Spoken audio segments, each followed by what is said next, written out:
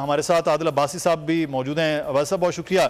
नई हल्का बंदियों का मामला और इलेक्शन कमीशन भी तैयारी कर रहा है कि इलेक्शन के हवाले से वज़ीर-ए-आज़म शहबाज शरीफ भी एक सांस पे कह रहे हैं इंतखाबात वक्त पर भी हों और इलेक्शन जो है वो नई हल्का बंदियों के हवाले से, तो ये दोनों मुतज़ाद सी चीज़ें हैं। आपको वक्त पर इंतखाबात होते नज़र आ रहे हैं आदिल अब्बासी साहब? नहीं, देखिए मैं काफ़ी दिनों से एक बात कह रहा हूँ कि आपको सूरत हाल का जायज़ा लेने के लिए ना सिर्फ बयानात से नहीं बल्कि हालात और वाक़यात से भी चलना चाहिए। सही। इसमें वज़रा काफ़ी अर्से से ये कह रहे थे कि जो मौजूदा सूरत हाल के ऊपर उनका सबका ये था कि भी हम वक्त पर होंगे इलेक्शन। अब वक्त से मुराद ये दोनों वक्त की हैं। मिसाल के तौर पर अगर ये फैसला होता है, जो कि हो गया है कि नई डिजिटल मरदमशुमारी के ऊपर जो है वो इंतखाबात होने हैं और डिलिमिटेशन होनी है, तो इससे तो ये बात वाज़ेह हो जाती है हमें कि वो भी वक्त ही है, क्योंकि ये भी आइन में है कि अगर आपकी नई मरदमशुमारी हुई हो तो आपको उसके मुताबिक करनी है। लेकिन वज़ीर आज़म कुछ नहीं बोल रहे थे, जो कुछ बोल रहे थे वज़रा बोल रहे थे। और वज़ीर आज़म ने जो है वो बिल्कुल अपने आखिरी दिनों में अपने इंटरव्यूज के जरिए ये पैगाम दिया कि जी नई मरदमशुमारी के ऊपर होंगे और इसकी जो है वो लिमिट अपना नई जो डिलिमिटेशन होगी उसके बाद इलेक्शन होंगे।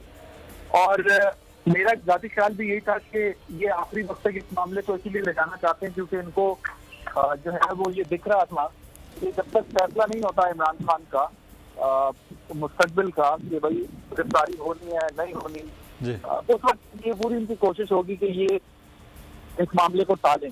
और जैसे ही इन्हें दिखा कि अभी तक गिरफ्तारी नहीं हुई है तो फौरन ज़ाहिर है इस प्लान को एक्सपेंड किया गया कि हमें जो है वो इलेक्शन थोड़ा और आगे ले जाना चाहिए ताकि ये मसला सॉल्व हो। तो फिर बहरहाल दोनों चीजें हो गई, इलेक्शन भी आगे चले गए और उनकी गिरफ्तारी भी अमल में। अच्छा आदिल अब्बासी साहब, इलेक्शन की अगर ताख़ीर होती है तो खुद सियासी जमातों के लिए भी कोई अच्छा मामला तो नहीं होगा? निगरां हुकूमतें होंगी, फिर उनका सेटअप होगा, मामलात होंगे, तो इलेक्शन कमीशन भी कह रहे नहीं हल्का बंदियाँ होंगी तो वक्त उनको चाहिए।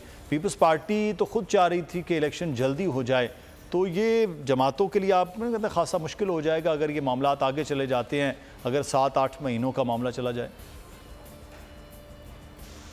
ये जाएगा जो अभी अपेरेंटली लग रहा है, जो में कहा जाता है कि जो डिलिमिटेशन है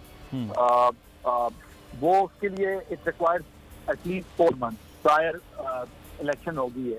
तो इसका मतलब ये है कि अगर 4 महीने हल्काबंदियों में लगते हैं और उसके बाद 2 से 2.5 महीने यानी 54 डेज आई मीन चाहिए आपको इलेक्शन के लिए, तो ये कुछ 6.5 महीने का बनता है। तो ये 6-7 महीने आगे ले जाना शायद पीपल्स पार्टी को सूट ना करता हो, लेकिन मुस्लिम लीग नून को दीगर जमातों को सूट करता है। तो मुस्लिम लीग नून का वास्ता पड़ेगा, तहरीक इंसाफ के साथ कंपटीशन होगा पूरे मुल्क में। पीपल्स पार्टी के लिए इतना बड़ा चैलेंज इसलिए नहीं क्योंकि उन्होंने ज्यादातर फोकस सिंध और बलूचिस्तान पे था उनका। फेडरल में उनको पता है कि उनकी इस वक्त ऐसी पोजीशन नहीं है कि वो पीटीआई के साथ कम्पीट कर सके। तो पीएमएलएन जो है ना उनकी लीडरशिप यहाँ पर है, मियां साहब अभी तक पाकिस्तान वापस नहीं आए। और इसी तरह ना ही ये केसेस से जिस तरह मैंने आपको बताया कि कोई नतीजा निकला था, और फिर महंगाई और बेरोजगारी की वजह से गवर्नमेंट एक्सट्रीम अनपॉपुलर है। अब एक अनपॉपुलर गवर्नमेंट क्यों चाहेगी कि इलेक्शन वक्त पर हो? और जाहिर पार्टी के अंदर डिफरेंट पॉइंट ऑफ व्यू जरूर है, पीएमएलएन के अंदर भी कुछ स्टॉलवर्ड इस फेवर में है कि इलेक्शन हो, कुछ नहीं है। लेकिन ओवरऑल पीएमएलएन ये फील है कि हम पब्लिक में अभी जाएंगे। अब आपने देखा कि जो हजारा का इलेक्शन है उसका क्या हुआ, आपने देखा पेशावर में जो है उसका क्या हुआ, तो एग्जैक्टली नो के what would be the outcome if we go by book.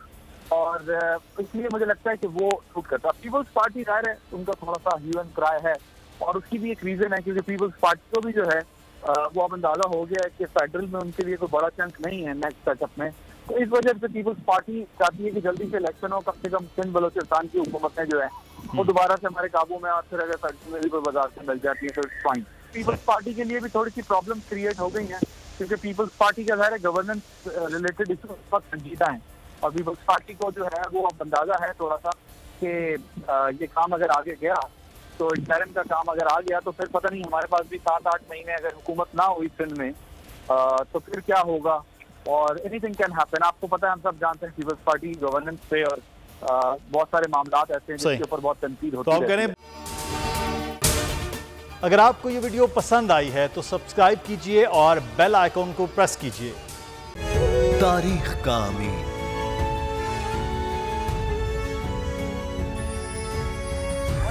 आजादी की अलामत।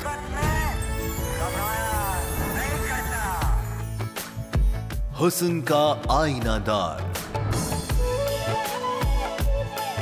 फिक्रो नजरिए की अक्कास। सरफराजी का गवाह, यानी हम सबका निगहबान पाकिस्तान।